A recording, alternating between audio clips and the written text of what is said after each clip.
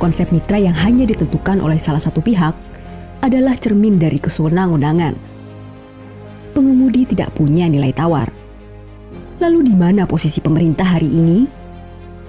Mereka tidak pernah mau melihat dan menghitung biaya yang keluar dari kami untuk biaya operasional kami, bensin kami, segala macam tentang operasional itu mereka nggak pernah tahu. Dan kita nggak pernah tahu hitungannya mereka itu dasarnya apa.